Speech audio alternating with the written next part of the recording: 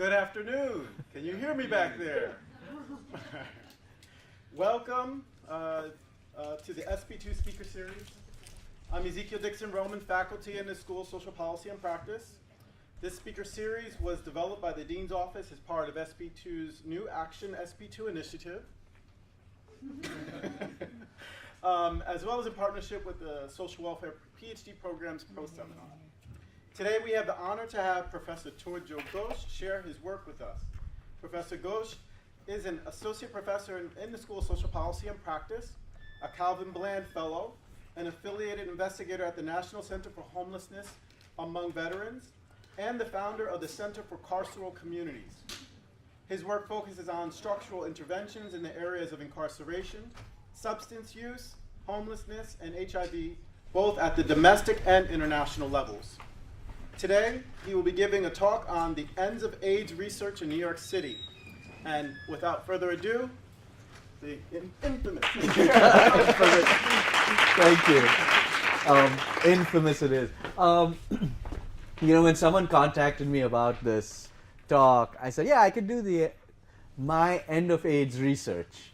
I meant my research on end of AIDS, not the end of all AIDS research. But so when the title came out, it went all over. I was like, oh man, I should have clarified. And then I stopped myself from clarifying because some of this has to do with the concept of end of AIDS research.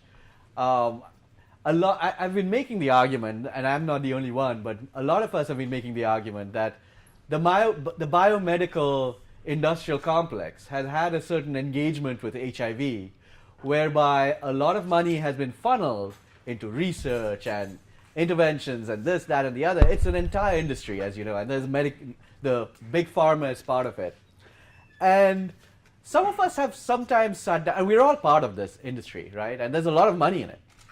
And we've all sat down and said, you know, are we making this too complex? Are we making this too complicated? I mean, we've eradicated, or at least for all purposes, eradicated diseases like smallpox without finding a cure.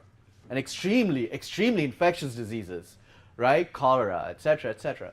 Why don't we throw the same exact interventions at it? And so some of us started thinking about that and saying, what if we just remove the sex part of it?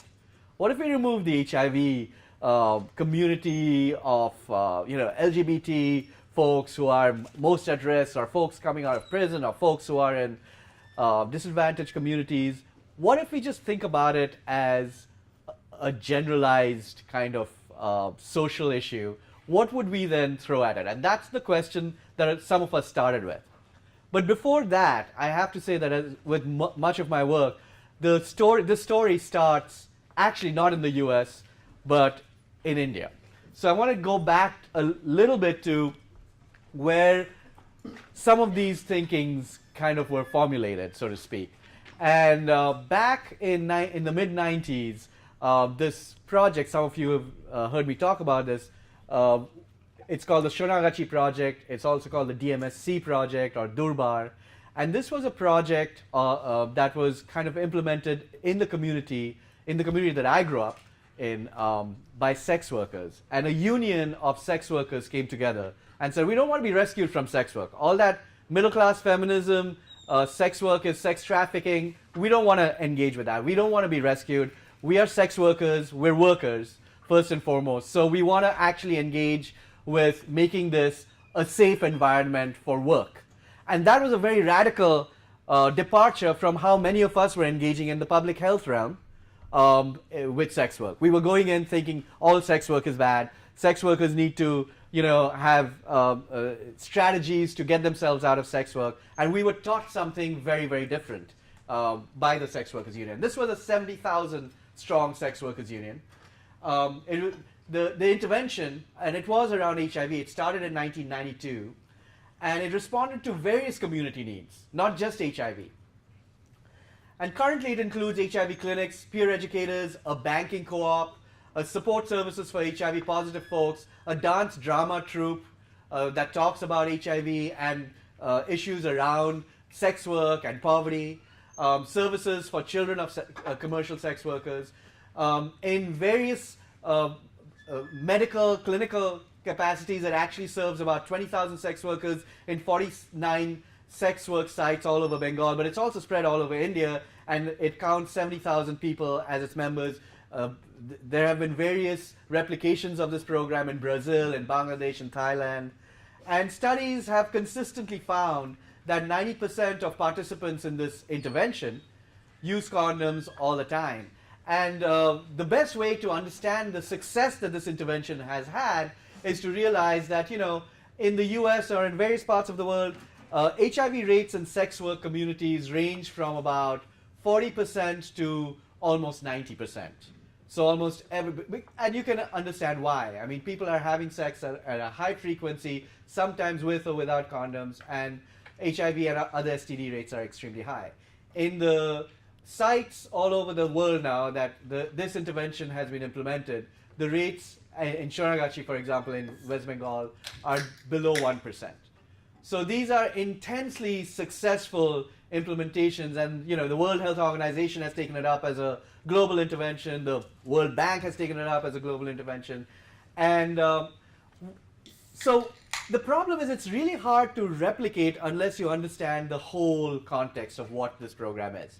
Okay, and so back in the days, a team went in and looked at that intervention, and we came up with this. I'm going to go really quickly through some of this because it sets the stage for what we did in New York.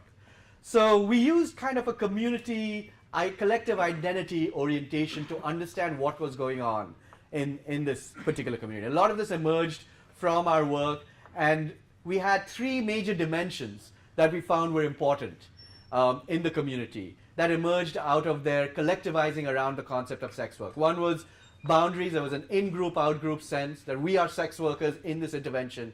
You may be a sex worker, but are you in this particular project or not? There was an in-group, out-group kind of thing about that. There was once that in-group formed, there was also a sense of meaning-making around what it was to be a sex worker.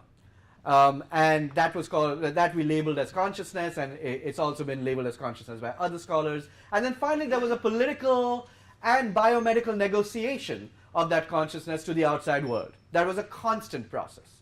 So this boundaries consciousness negotiation framework was very useful in understanding what was happening amongst these sex workers that was different from other sex work communities. Not all sex workers are organized this way. This was a very intentional way of bringing about these three dimensions.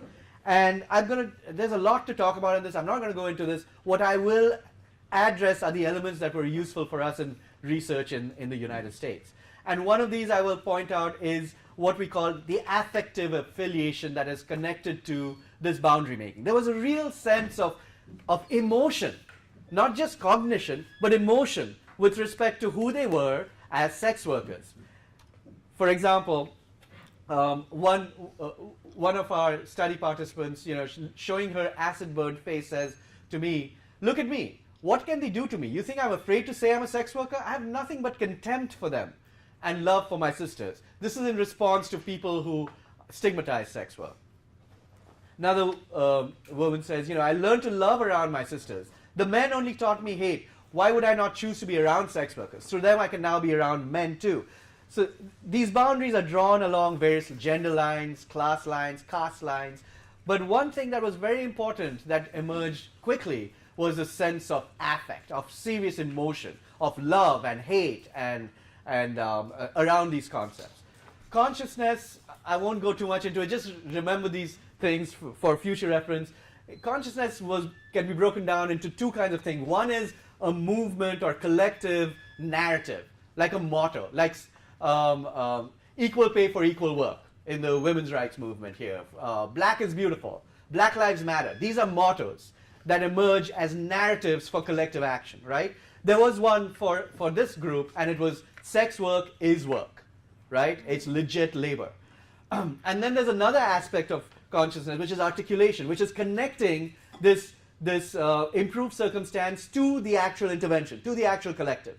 So really attributing it to belonging to the collective, rather than just attributing it as an individual kind of, I pull myself up from my bootstrap. There's a different attributional process at play. So for example, in terms, again, there was a lot of affective narrative at play, a lot of emotion that was being expressed. This woman, and this is a very common narrative, in response to someone using a derogatory term, prostitutes is considered a derogatory term. She says, I was furious when I heard this. I told him, how many names do you know? I know more. Khaki, Barbonita, Noti, Potita, Vyasa, Randi. These are all very derogatory terms for sex workers. These names are given by you people. I'm a sex worker. I stay in Shonagachi. I survive because of my pesha. You do not help me out, so you do not have any right to call me by that name. We've got a name for ourselves, and it is sex worker. So I order you to call me by that name. Sex work is like any other work. We mapped the kind of affective words that came out through the narrative, and a lot of it was around words such as being proud, being relieved, being happy, being content, feeling love. This is a daughter of a sex worker saying, as a daughter of a sex worker who has gone to college, I'm proud to be a sex worker first and an accountant second. I will always say that I'm a sex worker above everything else. If it was good enough for my mother, it is good enough for me. So this was obviously affectively a very different form of affective process, emotional expression than sex work is bad, sex work is tragic, sex work is horrible, it's stigmatizing. And again, that may be the affective pathway for many sex workers. It certainly wasn't true for the workers who were collectivized in this intervention I'm talking about, which was what we were looking at, what worked, right? And there are, again, very affective, emotional strategies used by sex workers to negotiate their identity to the outside world, because they're confronting identities by middle-class feminists who think that they need to be rescued. That's all sex work is sex trafficking. That is entirely problematic, right? So this person said, let me see. Yeah, this was, India has a lot of very, very big state-organized middle-class feminist organizations. I call it middle-class because there's a divide between middle-class feminism and poor feminists on the street, sex workers, for example. And she says, it was different then when we were negotiating with these folks. When NTUI, which is the national labor union for sex for women in general, but mostly again middle-class women's workers, when they invited us, we were there to make up the numbers. I went up to give my speech, and I knew I had to deliver a fiery one. They had no idea why sex workers should be workers. I really went at it in my speech, and then when I sat down, Putul Singh and the other Didis, the other folks who were sex workers present in the crowd, started our chants. Sex work is work. We are workers. People started sitting up and taking notice. I noticed a fair number of eye rolls and shaking heads from the stage. Some, though, were intrigued. This wasn't just any other speech. We were angry and demanding attention. And this narrative goes on to talk about how, at the end of the day, the way they were able to penetrate middle-class feminist ideologies with their ideology was through their emotion, because it was genuine for them, and it made people go, oh, wait a minute, maybe I am a little bit off in my orientation with respect to at least these women's experiences. And so affect was very, very much part of the whole framework. I'm going to go here. Sorry, hold on. I want to keep track of the time. So this is the framework, right? The boundaries, consciousness, negotiation framework that emerges from this work. There are boundaries, there's consciousness, there's negotiation, and really quickly, all of these mark health behaviors. They infuse health behavior choices. For example, condoms mark boundaries. On one occasion, these are narratives that have been repeated over and over again. On one occasion, a customer took the condom off during sex. I was so angry, I slapped him and yelled at him so much that he never came back. Good riddance. Note how opposite to the market exchange of work this might actually be. That, you can leave with your money, but I'm not going to have sex without you using a condom. I kick them out if they don't use a cap. Who do they think we are? We're not that stupid. So condoms really were infused with this boundary marking process, right? Condoms were used as also punctuators. They really helped to amplify the concept that sex work is work. And in fact, before I go into this, I will say, think about condoms. We, as public health interventionists, were thinking about condoms as health devices. But instead, what emerged was that condoms were work devices. A very, very different formulation around the use of a condom, right? One sex worker says, when the customer is erect and aroused, only then do I talk about condoms. Otherwise, there might be a chance of losing the clients. I encourage the customer if he wants to drink. I have better control then over using the condom. Another one says, I slowly arouse him by kissing him, masturbating him. When the client is out of his mind with lust and drink, I ask him to put on a condom. This is strategy, because when the client gets excited, he's ready to do anything for sex. Aren't we all? There's a point I'm making here that's beyond the obviously provocative quotes here, because every one of these is actually against the usual public health process that we have, that we link with sex. Use of drink is frowned on in the public health realms of intervention, because that is a high-risk kind of process. When sex is involved, then you tend to not use condoms. Late negotiation of the condom is frowned on in public health intervention, because again, that's a high-risk process. When it gets hot and heavy, we are taught as interventionists that that is not the time to negotiate condom use. However, when you think of condoms in the context of work, alcohol becomes a work device as much as is a condom. Late negotiation of condom is a work strategy. These women know exactly when to cut themselves off, because beyond that, they may get killed if they don't have control over the situation with alcohol or with negotiation of. So this is what I'm trying to show, is that the kind of logics at play are very different from the usual public health, cognitive behavioral strategy, theory of planned behavior strategies that we usually use in public health intervention. The community strategy in the context of sex work as work was very different. There are collective negotiations as well. I'm not going to go into that. We come down to this model, which is condoms really mark boundaries. They are forms of consciousness-making processes for sex workers in India, and they're forms of negotiation. This is a very different logic framework. It's based in community. It's based in affect. Very different from the one-on-one cognitive behavioral structure around health behaviors that comes out of Penn, and we are quite famous for making famous. And there's a reason, I think, I go on to argue along with some of us on the team, why a lot of previous public health interventions didn't make sense with sex workers, did not work. Because the collective logics, the affective logics, the movement logics were very different, looked very different from the kind of individual public health logics that were at play before that were informing some of the interventions before that. So this is the story, right, from India. I could do a whole talk on this, I could go into this, but really this brings me to the US, and in kind of a reversal of the way public health and social work and interventions work. We actually took something from India and brought it to New York rather than the other way around, right? Because what we learned from here was we kind of reversed the implementation vector, like I said, and we learned that community and collective cognitive pathways matter, and cognitive pathways are really shaped by community forces.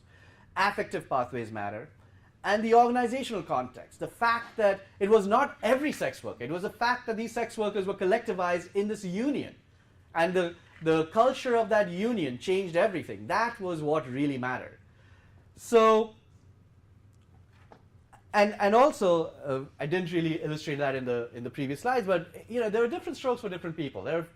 I don't mean that in the sex work way. I really mean that in the research way. There were different things that work, different strategies even to put on condoms that work for different people, and that was something we had to keep in mind.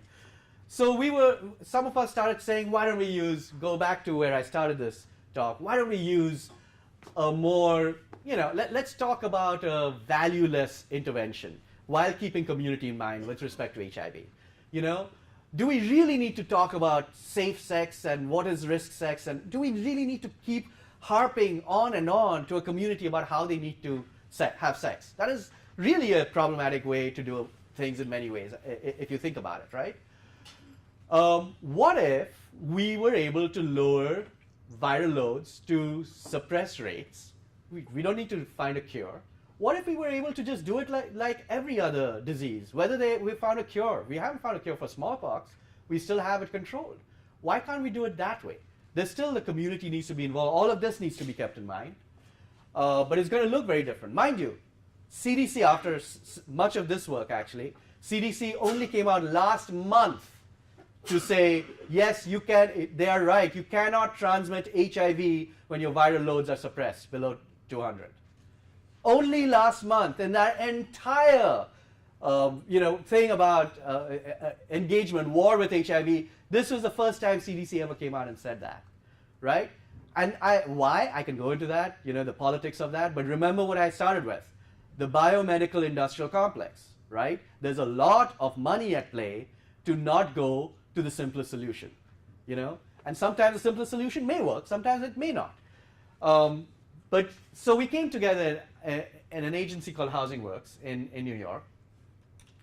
And we literally sat around with a team, just like we did in India. We had artists in there. We had biomedical folks in there. We had social workers in there, public health folks, business folks, and said what would work with our most compromised clients, with homeless, substance users, folks who are on the streets, people of color who have no access to HIV care, and that's Housing Works' population, in New York.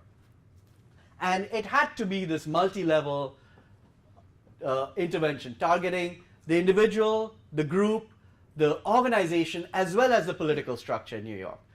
And it had to be multi-tiered, different strokes for different people. We had to actually have different levels for different folks depending on where they were.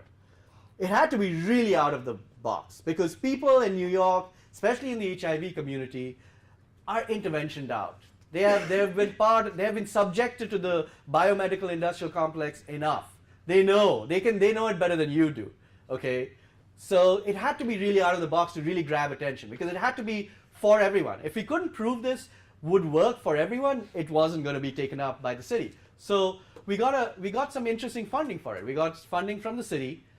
We also got funding from the Robin Hood Foundation, which is a group of Wall Street folks, and it's exactly what it says it is. Robin Hood. They take from the rich and they want to give money to the poor, but the thing is you have to show the numbers.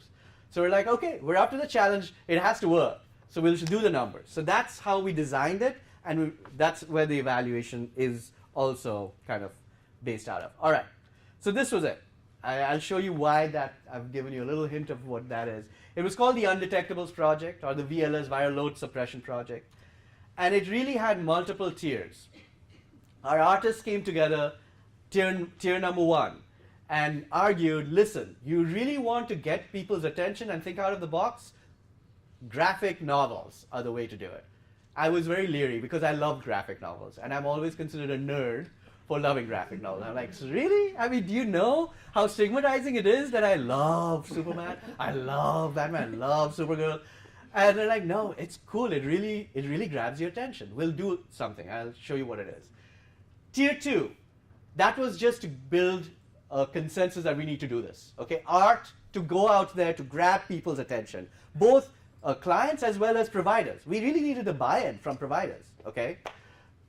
Second tier, develop those teams, their care teams, the wraparound care teams. This is not unique. We knew that this worked. We borrowed a lot from what worked and what didn't work. We knew it worked in India. It worked here. So nurses, primary care, doctors, social workers, statisticians, all in one team dedicated to a manageable caseload, of about 20 to 30 people.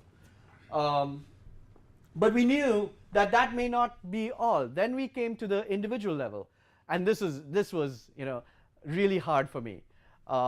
Provide money, pay money, and I have had arguments with Kel, for example. I was like, no, I'm so against the concept of, because it's so marketized. Provide money to be, and Kel and you convinced me actually, because in many of these meetings, it's exactly what you were arguing with me about, which is why not provide money if people are doing something that is a public good, we are taking up their time to be engaged. They don't need to be. They're obviously okay with not taking meds if they're not taking meds.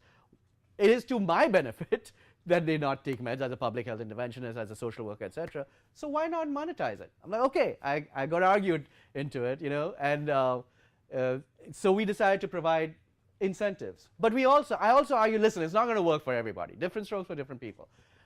It's not going to work for everybody. I anticipate that at least 20% of people will not respond to money. So for those 20%, we go to the next tier, which is cognitive behavioral therapy and groups, but not really CBT and not really MI, and I'll come to that in a second. And then I said, even that's not going to work for everybody. So we're still going to have a 20% of people left over for whom none of the tiers above are going to work. And that's just from our work from previous, and that's where you're going to have. If you can't get to that last 20%, you're not going to get to the level where we can elevate adherence levels to the level where we know we need to elevate them to. And I'll come to that in a second.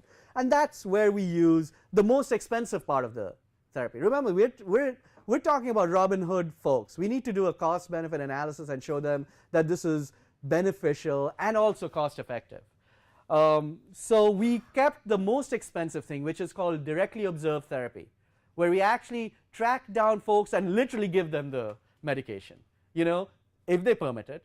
But that is successful, yes, but it's not feasible to do it with folks who are homeless, etc., for everybody. So we kept that to the last tier, and we also thought very creatively around what DOT means. So these were the tiers, and I'll show you what it kind of looks like. We have till 2, right? But I want to stop and open it up for questions very soon. So, okay, just make sure. 1:30, I think. Yeah. 1:30? Okay, I'll end very, very soon. So, tier 1, the graphic novelty. It was only that in my mind. It's like, this is not going to work.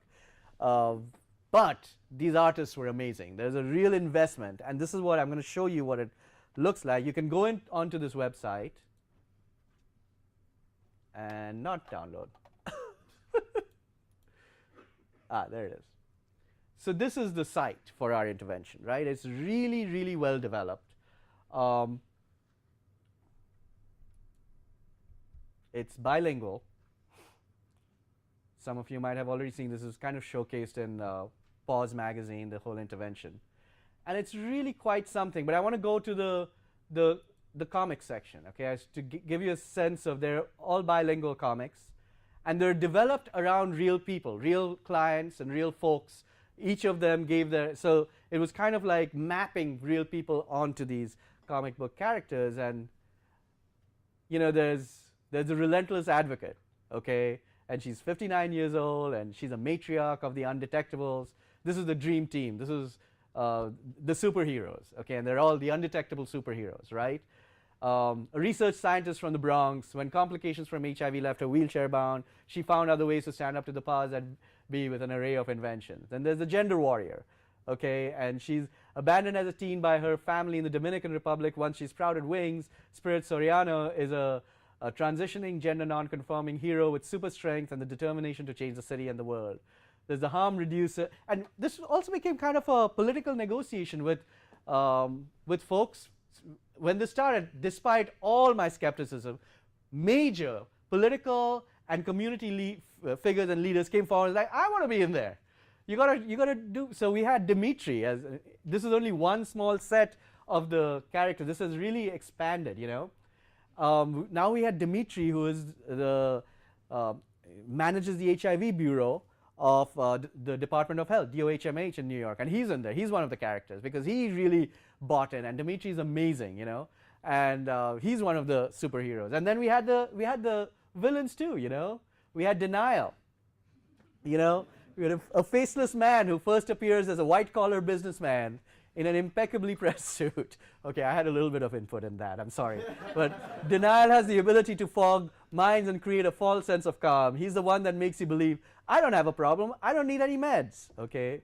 There's fear, and then there's apathy and stigma. And I know it sounds totally corny, but I will show you how crazily effective this was, totally out of the box. And these are all over New York. These are in all over the LGBT community. These are, in fact, they've become quite the collector items now. And people are very connected to being part of the undetectables themselves. So art, right here, is a very, very central part of our first engagement. It was the thing that made people go, whoa, we've heard HIV, we've heard Penn and Columbia, I mean, come on. They are interventioned out. But this was a totally different angle. This made it cool because it was so nerdy, okay, I think. I've always thought nerdy is cool, and this was really, really cool. So that was our tier 1, right? Now I'm going to try and get out of here, if I can, and go back, okay. HIV Care Teams. This was what we did with our HIV Care Teams. Okay, we did monthly. We went in and we did monthly trainings from Penn. So there's a bunch of us, Allison, Neff, who I work very closely with on a number of fronts. Annika, we would go in and we do trainings, with their care teams. Trainings around motivational interviewing with case managers. Trainings around CBT. Stuff that I would teach in class, I taught case managers without a master's level degree. How to engage with folks in their care teams. And I trained doctors in those. I trained nurses in those. They've never had a social work orientation. But that was a training that, and most of them were, oh, we were doing it this way, telling them, beating them with a stick. How dare you not take medication? But the strengths perspective, wow, I never heard of that. That makes total sense. It was a total orientation change for the care teams, right? And it also, we were doing motivational interviewing with them too, to motivate them to really uptake this intervention, to be part of the uptake, right? Then we had monthly quality review meetings where we literally looked at viral loads. We made it very quantitative and we got everybody together. And if you're not really following up with your case management team and your folks are kind of not, significantly off the population viral loads, then it's going to be discussed every month. So it wasn't just a wonderful touchy-feely, it was also, there are outcomes here we're trying to get at. And why is it that this particular team is not performing whereas the others are? Oh, it might be that they haven't met, but it also might be that they're working with seriously compromised clients. Okay, then we need to know how to get better support there. So it was a very multi-tiered thing that was dependent on a constant feedback loop of outcomes generated with the intervention. And there were weekly consultations between Penn and Housing Works, etc. The Tier 3 incentives were $100 in vouchers that they could spend on in various ways if their viral load was under 200 copies per milliliter. And then the groups. We did groups. Remember, that's the 20% it didn't work for. These groups were based on cognitive behavioral therapy, on elements that worked with AA groups, Alcoholics Anonymous, and elements that worked with solution-focused groups. And we came together and this is what the group looks like. It's called the CHATS model. And we sit around in these groups and we orient it around this particular structure. And through this structure, we also elicit group process. I won't go too much into that. It's group psychotherapy as well as CBT as well as AA. But we talk about the challenges that they encountered last week in terms of adherence. And then we look at alternatives. What didn't work? What were the alternatives to what didn't work? Could something have been done differently? And these are collectively decided alternatives and strategies. We also look at triumphs, T for triumphs. What worked, right? What actually worked last week? Yes, this is why I always took it with my with brushing my teeth, and that's what worked. Oh, those are strategies that work with others. And then solutions for next week. I see what we call a pill holiday coming up because I'm gonna go party with my boyfriend. Okay, so no worries. Let's figure out what's the minimum that you can at least take during the weekend. Okay, let's take at least one. And okay, so two nights of partying. Let's make sure one night is covered. So we had these solutions, and through that very structure, and a lot of this is group CBT, but a lot of this is also eliciting the affect, the kind of frustrations around everyday adherence, right? Then it's frustrating to take a pill every day. And it was very important to get the affect in group and talk about it and work through it. What we also did was we trained them in leading these groups and in the group process part of it. And then we certified them as peer group facilitators, and that allowed them to get jobs under the Affordable Care Act model, because peer facilitators are a big growth process under ACA. And finally, what we did was they became ambassadors to go out and recruit people into these groups. And these groups we thought initially they should be just for folks who were not adhering, but eventually they became kind of mixed. And we are in the process of trying to expand these groups out. And finally, the DOT, and we did a lot of creative directly observed therapy. Sometimes it was in session, but sometimes it was text reminders. Sometimes it was a phone call. Sometimes we created support groups we knew these folks would hang out with, and we'd have them do the DOT. And that kind of engaged our most non-adherent clients. So, we did a lot around evaluation. This was a mixed method study. We did a pre-post design with repeated measures and a longitudinal analysis to establish a very extended timeline. We used an outcome called exposure to viremia, which is the amount of time you actually have the virus in you, which is a much better measure of adherence than anything else. Pre-post, because it was difficult really, it's a natural experiment. So it was difficult to get a randomized controlled trial going. But we also what we did do is we did create a matched comparison group and looked at trend analysis over time. And finally, we did a qualitative interview with 50 of the participants to look at what was working, what's not working, especially to look at the incentives part, because that was the most controversial part, as you can imagine. A lot of people had a problem with that, because the literature shows it has mixed outcomes. But here we were marrying it to a lot of different types of interventions. So does it work? Doesn't it work?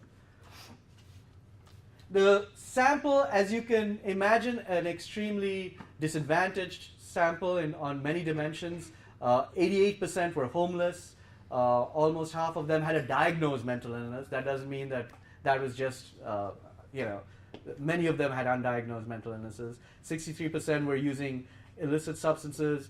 68% were using alcohol. And I should say this is 482 who were eligible for the study. But in addition, the entire intervention was done with about 2,500 people. But this was, we just took a subsample to look at the outcomes. I should say, before I go into the final portion and then I'm done and it'll be open for questions, the outcomes. We went from 50, for the group of 2,500 people, we went from 50% adherence in that group to, our gold standard for adherence for a group like this is 80%. We went to 87%, from 50 to 87%. So it was a massive increase. But that is just a point in time adherence, right? That any point in time, 57%, and then point in time, 87%. We looked at overtime adherence, and that first, we had two measures. VL less than 200, but because this is why I love working with Housing Works, they were even more interested in VL less than 50, which is the stage where you're not physically even impaired by HIV. It's not just that you're not transmittable. That's good for the public good, but for the individual good, you need to be below 50, which is almost absolutely undetectable, right? And right before enrollment, the proportion of time points undetectable for this group was around 58%. So of all the time points taken before enrollment, we did a two-year time point study, and 58% of those time points, people were on average undetectable. Post-enrollment, that changed to 75%. And that's at the 50 level. If you look at the transmittable thing, which is where the public transmission thing is, that went from 67% of time points untransmittable to 82% transmittable.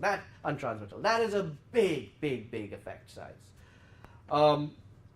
Proportion of sample with undetectable, all undetectable time points. So they were undetectable, they were really undetectable at every time point that they were measured. That went from 26 to 46 for the VL less than 50 and 39 to 62.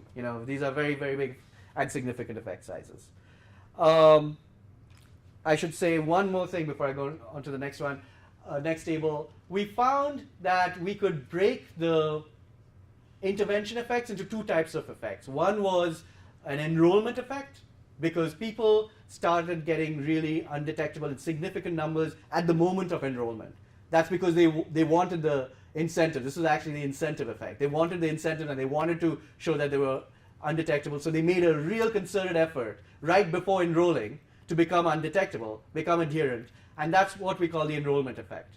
And then there was a maintenance effect, where they maintained undetectability right throughout the 2 years of the intervention. And right before baseline, before they engaged in the intervention, we did a logistic regression analysis of what were the risk factors, and African Americans were almost twice as likely to be detectable at that point in time. There was more compromise than people who were not African American. And what is interesting, though, is when you look at the enrollment effect, in other words, people who got undetectable immediately after enrollment, that significance went away.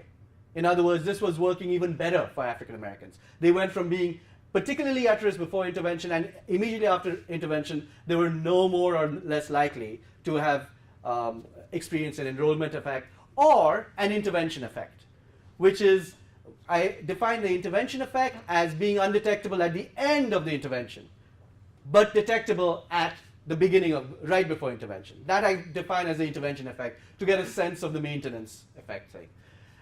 When you look at that for VL less than 50, which is the personal kind of measure of health, both African Americans and the homeless were more likely, significantly more likely, to be detectable at baseline. Okay, but both of those effect sizes went away, and in fact, as we were suspecting, this was working better for our African American clients. They were twice as likely to experience the enrollment effect and the intervention effect. So this is kind of, I'll break it down in the whole discussion, but this is to say that our most at-risk clients were benefiting even more than other clients. And the homeless effect goes away. And substance use, in fact, because there's so many resources are being dedicated to our most compromised clients, we saw, in fact, substance users having more of an, almost being twice as likely to experience the intervention effect. And finally, for the trend analysis, we begin with the comparison group, and this is not a real RCT, so this is a matched comparison group. Their mean viral loads were higher than our intervention group. This is the year before. That line is when the intervention went into effect. This is the year before. There are lots of reasons why you shouldn't read that as a true time analysis. This is on average, because some people joined later, some people joined earlier, and the analysis smoothens that curve out. But right in the beginning, it is important to see that they were more or less close in their viral loads. Our intervention group was slightly better off, but not significantly so. But there was a quadratic effect. The trend was quadratic in that there was as they approached viral undetectability, obviously they sloped off, but they did that in a steeper curve if you were in the intervention group rather than in the comparison group. And what is beginning to be apparent is in the comparison group, after a certain time, they're actually now going up in their viral loads, whereas in the intervention group, they're maintaining their undetectable viral loads. There are some issues with this because, like I keep saying, qualify, this is not an RCT. It's a matched control group, and we are trying to figure out how to, better match it so that the beginnings are even closer together. In terms of the qualitative program, really, should I open it up? I've talked too much, right? I'll quickly summarize the qualitative program. I'm not going to go too much into it. I'm going to actually go into the final thing, and if anyone's interested, I'll talk about the actual quotes. This is what we found qualitatively, and it's a very, very important result, which is that the incentives worked through two pathways. One was by establishing collective worth through the incentives. It was actually making people feel, it wasn't the measure of the incentives, it wasn't like, oh, I've got money in my pocket. It was more like folks saying, oh, I feel like I'm worth something, because you feel like I'm worth something to be paying me something. I feel like I'm participating in something big, and I'm not just a subject of an intervention. And in terms of the other pathway, there was a motivation effect, and there was an increase in personal motivation through an enrollment effect, where people really were, like I said, even the numbers hinted at that, people were really motivated to become part of this, part of the VLS undetectable group. The comics played a huge role. That curving effect that you saw before the dotted line, the year before, that was the effect of the comics. Because the comic groups went into play 1 year before the actual intervention before the rest of the intervention went into play. So the comic books really got people really engaged and motivated to enroll in the program. And many of them who enrolled then were also motivated simultaneously to become adherent. And then there was a maintenance effect. And the incentives played a huge role. The incentives, the groups, and the other elements of the intervention played a huge role in maintaining their adherence right throughout by providing that worth thing that I told you about, but also tangible financial benefits. This was minimizing their incentives to sell their meds on the market, for example. This was actually, allowing them to think about. It was kind of a gateway to thinking about becoming productive members of society once they had their HIV in control. And that is where I'll end. I know that you'll have questions. I want to acknowledge DMSC from India, Housing Works from New York, our collaborators from both New York and here, and my graduate students who work very closely with me right throughout, Samira, Megan, Tutun, Michael Blank and Michael Hennessy in the school, in our neighboring schools in communication as well as in psych, and our funders, NIH, Robin Hood, MacAIDS Foundation, DOHMH.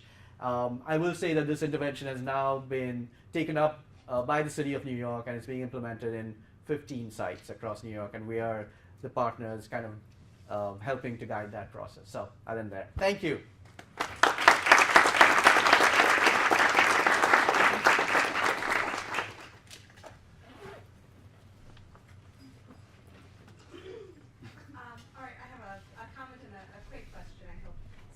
To me, this seems to fit in very well into the social norms research that has been done at Penn in SAS, and I think I'm just wondering if you've seen that framework, and if because they work on interventions like this as well, because that might provide some more theoretical grounding for the intervention. That's a comment. My question is about sustainability, especially since this is being taken to up by the City of New York. So I'm just wondering if there is a way that it becomes sort of self-managing, self-managing after a while, or gets put into policy or government structure, because while this seems like it works quite well, it also seems like very resource intensive, especially because people have to take medications for their whole lives.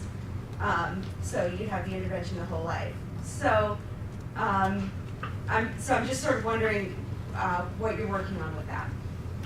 Yeah, I mean, part of this is, and first let me address that social norms. You're absolutely right. We are trying to change norms on various fronts, and the social norms texts are very important to us. And it is, I must say, it is also part of the theory of planned behavior process. Norms are one of the boxes that we use. We just really kind of elevate that, change the norms on multiple levels, at the individual level, at the group level, at the organization level, and at the political level. And we really engage with what those norms are, and therefore what desired outcomes are. So you're right, that does lend a lot of theoretical, important new ways to take the theory forward too. And also in terms of sustainability, I mean, from a very mundane, materialistic sustainability angle, we've done the cost-benefit analysis of this. This is highly, highly more cost-effective than almost any other intervention right now in play, and which is why DOHMH, which is notoriously very radical in its thinking, which is great, with people like Dimitri there, but also, it has a budget it has to keep to. And we've proven to them that this is really, an important one.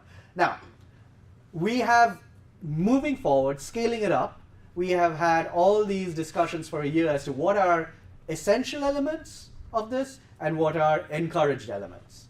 So, unfortunately, and I really think this is an anti-art thing, and we're trying to change it, the comics have been taken to be an encouraged norm, whereas the incentives are an essential element. And I think they're going to see, I'm doing the the comparisons now, the organizations that have taken up the comics versus the ones who haven't. So we're looking at all of it. And I'll probably, this is a problem that we faced in India too. People took some elements of that and the peer education part, and it bombed. I spent 5 years with the Gates Foundation where they spent hundreds of thousands of dollars, and it bombed. It's really the group part. It's really the art part. That's all of it is one box. So we're going, that's a good question. We're moving forward.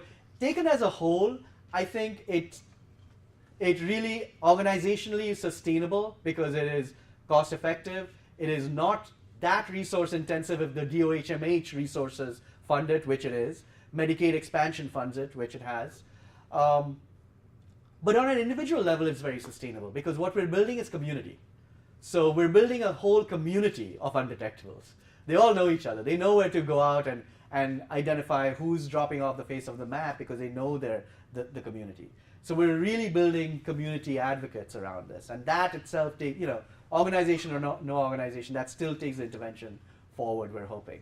We'll see. We're doing the trends over time, and it's remained pretty flat, which is great. So there's a hand here, hand here, hand. My question was, I know there was an incentive and a requirement they had to be on therapy. My question would be, if people wanted to do this but had no way of getting the medication, did y'all help provide? Yeah, medication is all, this is New York, I mean it's also in Philadelphia and many other places. I mean, medication for HIV will be provided. That is free, it's accessible, it's, if not free, there are some stipulations, but it is paid for by Medicaid. So that's covered. But there are other aspects that we are working towards. We've really moved in New York to expand Medicaid coverage to certain types of HOPWA housing, which is HIV housing, Philadelphia is way behind. There's a reason why I can't do this in Philadelphia right now. We're working towards it. With a new DA, please vote, all of you, November 8th. It's imperative. It's imperative. It's literally the moment where all of these can be possible with a new administration. The mayor is in place, the DA in place. This will change everything. So I'm talking about Larry Krasner, by the way. I have to say that. Vote for Larry on November 8th. Very, very important. November 7th. I'm sorry. November 7th. Yikes. Yikes. Thank you. So November 7th. Yeah, don't do a day later. Don't do as I do. So that's one of the things we're looking into moving forward. Great question. Can you talk a little bit about, so first of all, incredible work, very exciting intervention. Can you talk a little bit about the screening process and how folks were able to actually get into the study?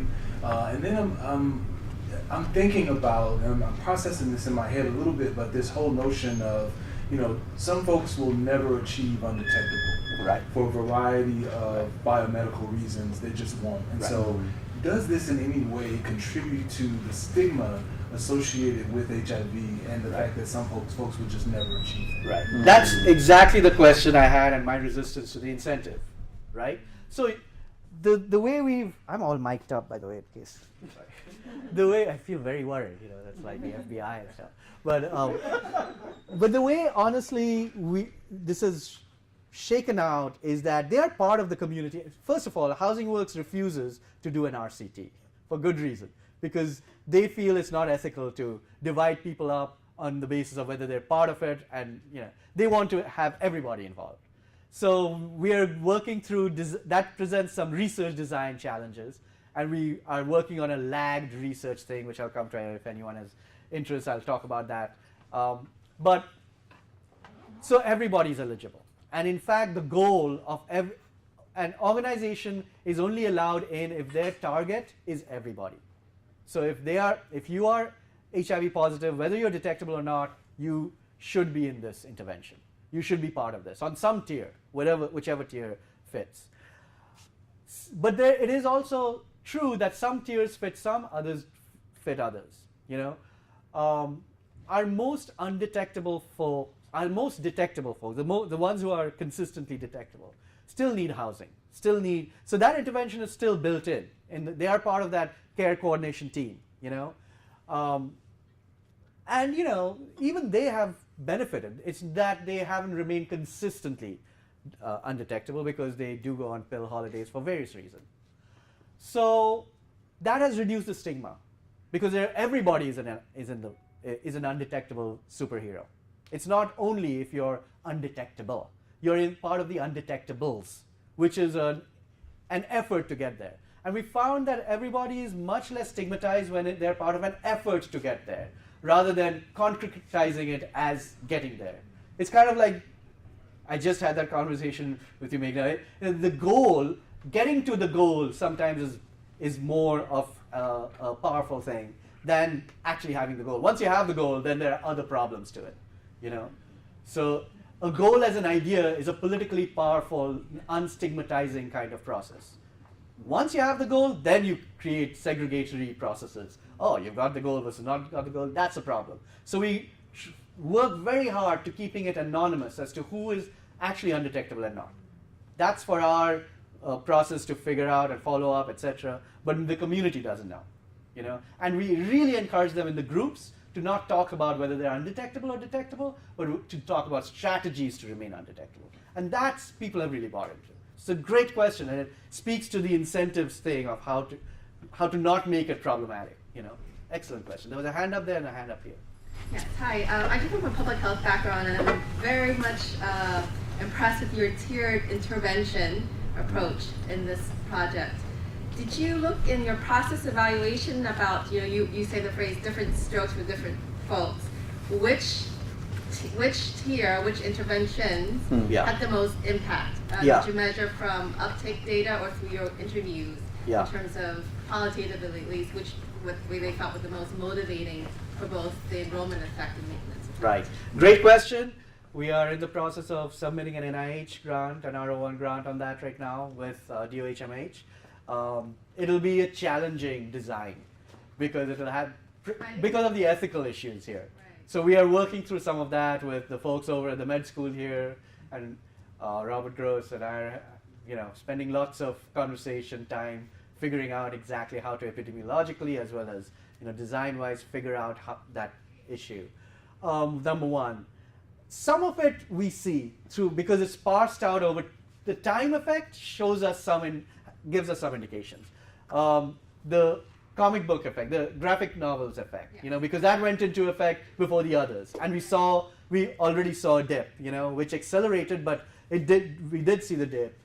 And by the way, it's hard because that was also accessible by the comparison group, because it's comic books. Anyone can read those comic books. Right. So that's there.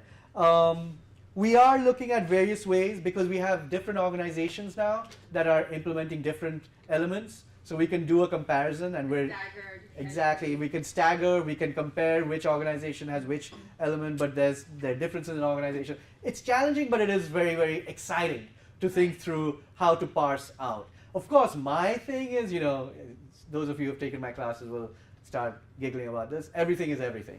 So it's, as Lauryn Hill said, Lauryn Hill gives us everything we need to know in social work. And it's really everything is everything. I don't think you can parse it out, actually. I really think it's an integrative approach that a lot of, and it's not just a lit review on CBT. It's everything that has worked in various other parts, that we brought together. So we'll see. I think the incentives don't work by themselves. I think they become crass and problematic then. I think the incentives married to all of this works really interestingly and differently. But we'll see. That's an empirical question that we will be exploring. Looking forward to learning about it. I have a comment and a question. The first comment is just like an acknowledgement of the intentional or unintentional use of undetectables and moving it away from the biomedical sort of surveillance behavioral mechanism to that they're undetectable in viral load, but also undetectable in a surveillance system, right? Like there's that edgy graphic novel piece that was cute. Totally. But then the other thing I was thinking about is the language and pushing the language of incentive versus payment and knowing and recalling the argument around incentives and were you able to push through both prongs of incentive as motivator to participate, which is the sort of normed understanding of it, versus research subjecthood as labor. Did you actually Right, push the right. research? Because I know that's probably the more Right. contentious Right. piece. And Right. then did you find pushback? Did you push Yeah, through yeah. the idea of labor among them? Yeah, so, I think they conceptualize, I went through it too quickly, the quotes.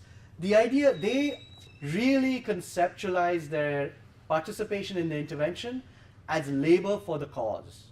So it was, we are like union workers. We are laboring for a bigger goal, and we are actually providing a movement with the bodies, They really got that part. Did you face pushback by the funders and the administrators themselves about the notion of the laborer also? Well, it was interesting because Robin Hood is if the numbers are great, they are willing to really listen, and they did. They were excited. We had no idea that this is how money can work, And some of my work,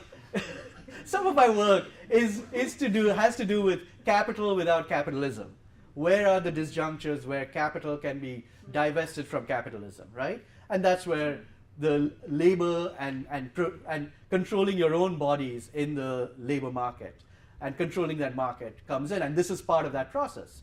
It is part of taking ownership of the research process, even of taking ownership of being part of an intervention. So there is definitely some of that is coming through, because it's not tremendous amounts of money, but neither is it little, neither is it negligible. It's $100, So it is an interesting, and we did that. We kind of, did a little bit of trial and error. What works, what doesn't, and we hit on $100, So let's see how it moves forward with that. But great questions with that. There's a hand up there. I think the incentive, component is really pretty much well studied, well ascertained. I mean, Yeah. Penn is doing that right now in terms of all these. You do the biometric, tests, and then you kind of got $100. Right. But in terms of this project, I think the most unique part is really this sense of community or your social movement. It's not like, here it's not like a unionization. Right. And also the affective part. People engage because they really felt that they are for higher power or Right. higher meaning. Right. So I thought, have you thought about, or maybe you already thought about, how do you kind of tease out that element as really how the intervention works? Yeah. These are both these questions. Now I'm regretting rushing through my qualitative interviews, because that's exactly where it comes out. It's the meaning making part of it. What do we mean? What does the intervention mean to us? But most importantly, what do we mean to society as being part of this process? We are laborers in a higher cause. We are in the forefront. We are like ACTA. We're in the forefront of changing the HIV landscape. That means a lot to them. And the comic books, the art part really inculcates that too. And that is really something that it's really the cultural also Exactly. for the arts, because that's what people buy, that's what they are comfortable with. Exactly. So, it's a real interesting negotiation too, because obviously I come from a social movement background, and that's why I started with the Indian social movement. And yet we're also talking to people who are hardcore, outcomes-oriented, individual level folks, but it's been a very interesting conversation about how this informs that and how that informs this too. So that's definitely, I definitely positioned myself firmly in the cultural milieu of meaning making and social movements and social change with that in mind. So we'll see how it all moves forward. I'm a little nervous now that it's gone out from Housing Works, because Housing Works is amazing. Now it's gone out to all these other agencies in New York, right? And we'll wait and see how this is going to be taken up by other folks, because I think it depends on the agency culture, and that's huge in this. Yeah, that's your advocacy. Exactly. Power of advocacy. Exactly. That's huge. So we'll see. We'll see how it works. So, first of all, exciting work. Thank you. We've had conversations around this in the past, and it's so great to see this at this period, at this moment of fruition, if you will, of production. The question that I have, it's somewhat related to other questions and you're beginning to speak to it, even from Irene's question. And it has to do with what could be read as, in your presentation, an assumption of a liberal subject, that is to say, the modernist liberal subject, an all-knowing subject. And I suspect that that's not necessarily your intention. Of course, yeah. And so And it's part not of, true, part obviously, of, yeah. part of what I want to sort of get you to unpack is, what are the ways you're actually challenging and complicating that very narrative, especially when you bring up concepts such as consciousness, affect, motivations. I think desire came up at some point, but so what are the ways in which you're complicating that very narrative of the liberal subject into this work? Yeah, I mean, a lot of this is really groups, interventions within the scope of that vocabulary that are being coordinated, run, organized, implemented by folks from the ACT UP era, right? Some of us have been really engaged problematically with that and with the liberal discourse and the whole HIV intervention process, machinery anyway. And so there are moments where we decenter it, but not entire moments, because we are still subsumed in the intervention framework. To be able to get funding for this, we would have to at least talk in the vocabulary of an all-knowing subject with binaries of yes and no, yes intervention, no, all of those. But with that in mind, we complicate it entirely, because even the nice tiers get complicated when someone says, I didn't know about that, I want that. So everything, those boundaries are created and destroyed on a case-by-case basis. And the funny thing about moving away from HIV cure versus non-cure, because even though we don't have a cure, we have talked about it as if we do. That's why we've never talked about it in this process, which is a long over time process. And you go in and out of detectability and undetectability. You go in and out of being surveilled because of being undetectable or not, And so it is a constant in and out process that positions most of folks who are working in the system as clients or as providers, in multiple frameworks. Some of them become interventionists themselves, but then they decenter the concept of interventionism because they've also been on the other side. So a lot of that is getting complicated, but can't be talked about unless I write about it, in an intentional way, which I will at some point. Yes. So how does this challenge the pharma industrial complex, and why are they not funding your work? Yeah, well, they're about to go bankrupt. So that's a huge thing. I'll come back to it and say, yeah. I like the fact that you started with pharma not helping with us in many forms. I heard the presentation from Truvada.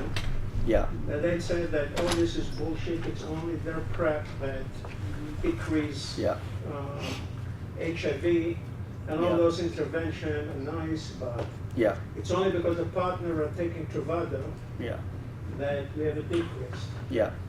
So And how are you responding to that? I mean, we have a whole Truvada PrEP thing going on in sex work communities there in India, etc. Also. I mean, the thing is, the pharma complex will be against each other, whichever pharma works, right? And this kind of is the management of the disease pharma, But there are other pharmas where there's a lot of money in trying to find a cure, and as Roger Dietels, who was the person who actually detected the first case of HIV, and he was my mentor at UCLA, told us in class, this is not a virus you can cure, because it's an intelligent virus. It will morph, and in that sense it challenges us as a culture, as a society, to morph with it, and so we are seeing some of the morphological, pharmacological morphing that happens, because we are now seeing Truvada break free. Truvada, which used to be just this in this realm, now has the PrEP and break free and attack this, because they're going to their self-interested beasts. And therein lies our opportunity, if you will, because we can play the beasts against each other. And we go to the others and say, hey, you want to fund free trials for this? And so we play that, just as we play Penn. I mean, I play Penn all the time, So it is a process that we are all engaged with as scholars and as social activists, and it provides us opportunities. But it is important to understand it's a political process. It's not a value-free, scholarly intervention game. It is an entirely political process. And the more we understand that, the more we realize we can figure out some interesting ways to really get at mass outcomes even, without playing the game of what, we had to force DOHMH, we had to force CDC to look at this as a goal.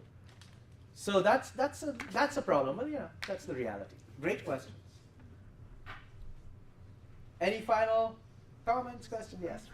Yeah, I just wanted to get an idea of the investment and time to get to from beginning to get to the people that buy in their understanding of themselves and to be undetectable.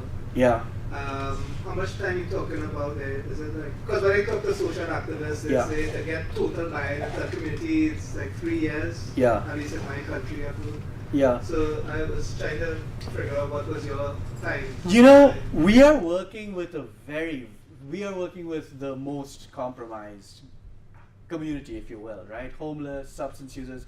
So there's a particular buy-in that is there because they're part of the system. They're coming in because they need housing. They're coming into Housing Works. They're coming into these agencies. So they've bought in because without that, they've made a decision that they want to stay alive. So they are getting help. That is a big decision because not everybody is there, in that community even. And I won't even say that's a good decision or bad decision. I'm just saying that's a decision they've made. But again, equally, because of that, because they're so aware of how compromised they are and how disadvantaged they are, their resistance is greater. And it should be. They are more wary of interventions. They're more wary of being part of something. They just give me my housing, Stop with all of the rest, Just give me my housing, that's what I'm here for. I don't want any groups. I don't even want your money. Screw your money, So there is resistance. So there is a particular buy-in, but there's a particular wariness. So we have to really, really sell the intervention as not a biomedical intervention. Well, even if it is a biomedical intervention, it's also a community building exercise.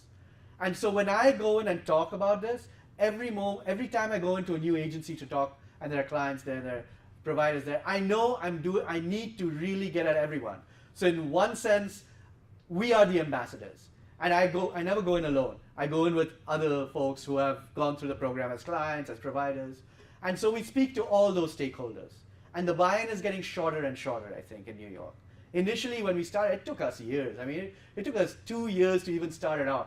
And then it took us 2 years to implement. So 4 years we've spent on this, Now it's much shorter. New York expanded it to 7. And within 6 months, because that went so well, now we're back. Next week we're back because there are 8 more. So there are 15 agencies.